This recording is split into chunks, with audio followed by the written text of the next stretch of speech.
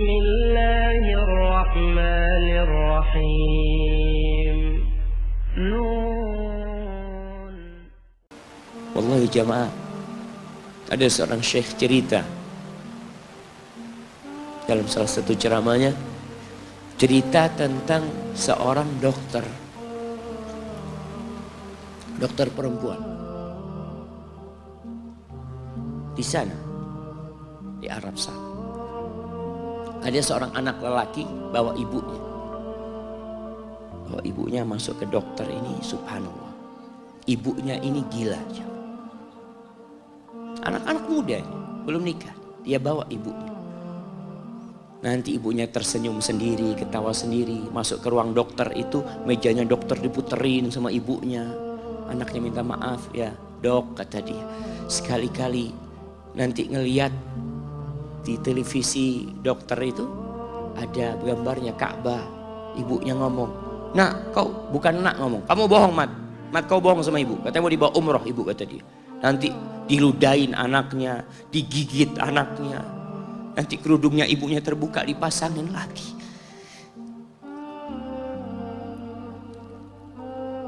Itu dokter tanya sama anaknya, ini siapa? Ibu anak, kata dia. Sejak kapan dia seperti ini? Sejak lahir. Loh, terus gimana engkau bisa lahir? Iya, sama kakek anak, ibu anak dinikahkan, tapi 10 bulan diceraikan. Ya karena seperti ini, anak lahir dari rahim ibu anak. Dan seperti ini kelakuan. Iya, kata dia. Engkau berbakti sama dia, kata dia. Dia kan gak kenal sama engkau. Iya, dia gak tahu sama anak, tapi Allah tahu kalau dia ibu anak. Allah tahu kalau dia ibu anak. Anak harus berbakti sama. Ditanya, ibumu sakit apa? Ibu kena gula, kata dia, kena ini. Setelah dikasih resep, itu dokter cerita, pasiennya keluar, ditutup pintunya. Dokter ini nangis. Dia mengatakan, ana sering dengar ceramah tentang birrul walidain. Ana sering mendengarkan tausiah ustaz tentang berbakti kepada orang tua, tapi ana baru sekarang melihat kebaktian seorang anak sama orang tuanya. Ibunya gila, dia tetap berbakti. Dan dia mengatakan, iya, ibu anak gak tahu sama anak, tapi Allah tahu kalau dia ibu anak. Dan yang ngasih wasiat supaya kita berbakti sama orang tua itu Allah, jemaah. Apapun yang dilakukan orang tua kita.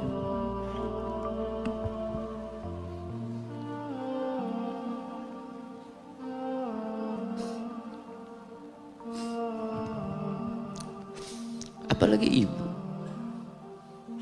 Allah katakan, hamalathu ummuhu kurha wa wada'athu kurha. Ibu kita, hamil kita itu dalam kondisi yang sulit.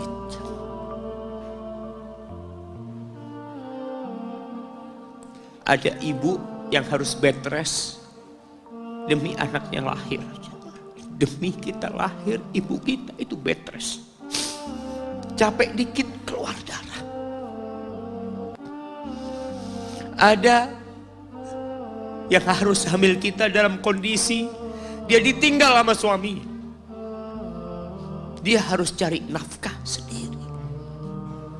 Ada yang harus muntah-muntah demi kita. Allah. Lalu kita berdiri buat ibu kita, capek.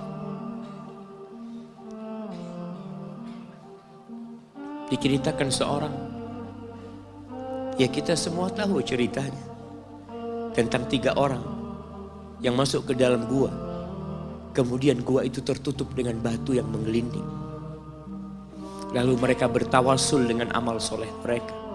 Salah satunya yang mengatakan, ya Rabbi, Allahumma, ya Allah, aku punya 2 orang tua. aku punya 2 orang tua. Yang aku senantiasa memberikan susu kepada keduanya sebelum keluarga yang lain minum susu. Dia sudah menikah, dia punya istri, punya anak. Pada suatu hari, ya Allah, aku kejauhan cari rumput. Sehingga aku balik dalam kondisi orang tua sudah tidur. Maka aku pereskan susu buat keduanya, ya Allah. Allah tahu, tapi dia mau cerita sama Allah. Dia ingin tawasul dengan amal soleh dia. Lalu aku taruh di wadah. Aku datang ke bapak ibuku, mereka tidur. Maka aku berdiri di hadapan kedua. Jamaah, bukankah bisa dia taruh di sebelah meja ibunya susu itu? Dia ambilkan meja, taruh di sana, dia bisa tidur. Dia sudah berbakti sama orang tuanya dengan seperti itu. Tapi anak ini tidak. Aku berdiri, ya Allah, aku gak ingin membangunkan keduanya. Dan aku terus berdiri, aku pegang itu susunya. Sampai mau subuh bangun, aku serahkan kepada kedua. Anak-anaknya nangis minta susu. Kata dia, lah, sampai bapak ibu aku minum. Kalian jangan minum. Kita kadang-kala sudah menikah lebih peduli sama istri kita, lebih peduli sama anak-anak kita. Nggak ada hadis yang mengatakan anak itu pintu surga, jemaah. Yang ada itu orang tua pintu surga. Kita peduli sama anak-anak kita. Beli oleh-oleh buat istrinya. Ditelepon istrinya mau apa, kepingin apa. Pernahkah engkau telepon ibumu? Tanya, Umi kepingin apa, Umi? Ana lagi dalam perjalanan, Umi. Jamaah, itu anak, Masya Allah, dia berdiri. Kenapa dia kuat, jamaah? Karena dia tahu Allah yang nyuruh dia berbakti. Mungkin tidak ada yang melihat berdirinya dia, tapi Nabi ceritakan berdirinya dia. Dari malam jamaah sampai pagi, berapa jam dia ingat, ibuku hamil aku 9 bulan. Capek. Ana semakin tahu dengan tugas besar seorang ibu dan pengorbanan seorang ibu setelah Ana menikah. Setelah Ana tahu bagaimana istri Ana hamil, ketika dia harus tidur gak enak, makan muntah aja, Ana melihat istri Ana sampai lemas, dia muntah. Ana ingat, begini ibu Ana hamil Ana. Lalu kita lupa, jemaah. Kita sok sukses, mungkin engkau lebih sukses dari orang tua. Tapi kalau nggak ada bapak ibu, engkau nggak akan pernah lahir di muka bumi. Allah ceritakan ibunya hamil dia. Wa wada'athu kurha, dan melahirkannya dalam kondisi sulit. Kadangkala perut ibu kita itu disobek demi kita keluar dari perut ibu kita. Antum meninggalkan luka di ibu, itu dijahit. Kalau antum anak ketiga, Allahu Akbar, berapa kali dibelah perut ibu kita aja. Tubuhnya jadi jelek gara-gara kita. Tapi dia gak peduli, yang penting antum lahir dengan selamat. Kalau ibu kita dikasih pilihan, ini gak bisa diselamatkan dua-duanya, salah satunya akan meninggal dunia. Kira-kira apa kata ibu antum? Iya, gak apa-apa dok, selamatkan bayinya dok. Gak apa-apa dok, biar dia lahir dok. Subhanallah. Berapa banyak ibu yang meninggal dunia ketika dia melahirkan anak. Wa hamluhu wa fisaluhu 30 syahra. Hamilnya dan menyusuinya itu 30 bulan. Artinya bukan ketika antum lahir selesai lelahnya ibu kita. Memang ketika antum lahir dengan selamat, Allahu Akbar, ibu itu lupa dengan rasa sakit dia 9 bulan. Ibu itu lupa dengan jeritan dia mengeluarkan kita ketika kesakitan.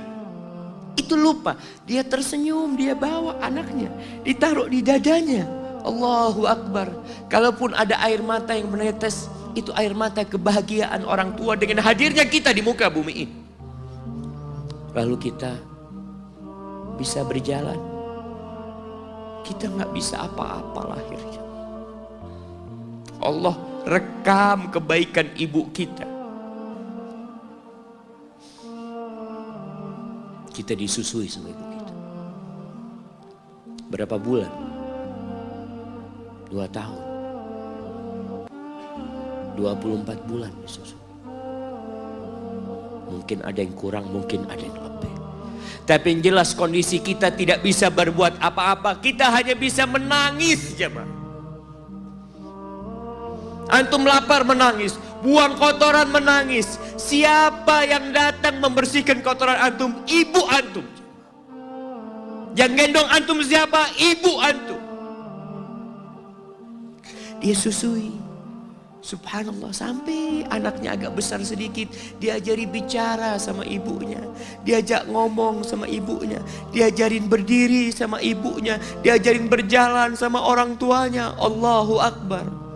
Kemudian ketika antum sukses, antum berangkat ke luar negeri, antum berangkat ke luar kota, meninggalkan kedua orang tua antum, boleh, asalkan dengan ridho orang tua antum. Kalau ibu antum telepon, antum di Batu sini, kuliah, sampai sukses jadi pengusaha di sini. Ibu antum di kampung telepon, nah ibu ingin kau balik ke kampung. Jangan pernah mengatakan, bu anak kerjanya di sini ibu. Saya ditugaskan di sini, tinggalkan semua pekerjaanmu, pulang ke rumah. Ustaz, gimana dengan istri dan anak-anak anak?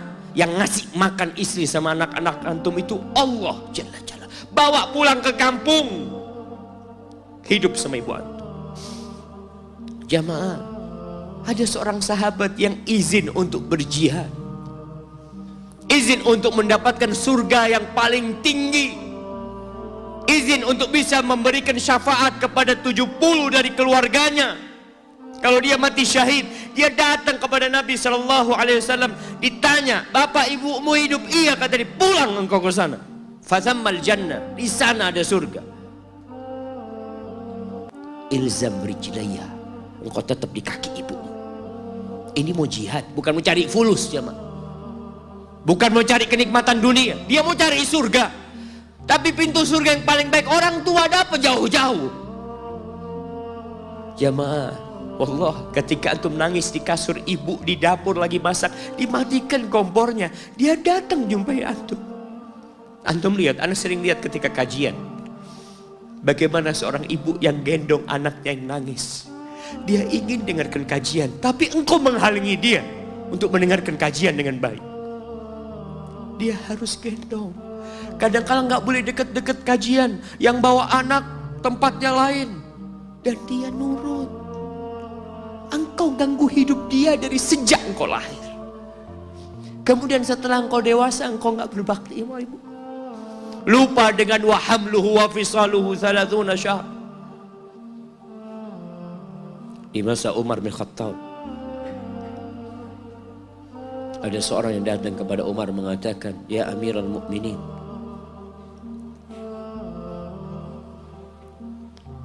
aku ini jadi kendaraan buat ibu. Aku ini yang membersihkan kotoran ibu, dan aku palingkan wajahku. Ibuku sudah lumpuh, gak bisa apa-apa, dan aku berusaha untuk berbakti sama dia. Aturani qad jazaituha. Gimana menurutmu? Apakah aku sudah balas kebaikan ibuku? Kata Umar, la, kata dia. Enggak, belum. Ya Amirul Mukminin, bukankah aku sekarang ini telah berbuat kepada ibuku seperti ibuku berbuat kepadaku waktu aku kecil? Artinya sama pekerjaannya sekarang ini. Aku yang menyuapin ibuku, aku yang membersihkan ibuku, yang mengantarkan dia ke kamar mandi. Semua yang pernah dilakukan ibuku, kira-kira sudah aku lakukan semua sekarang. Kata Umar, enggak sama, kata dia.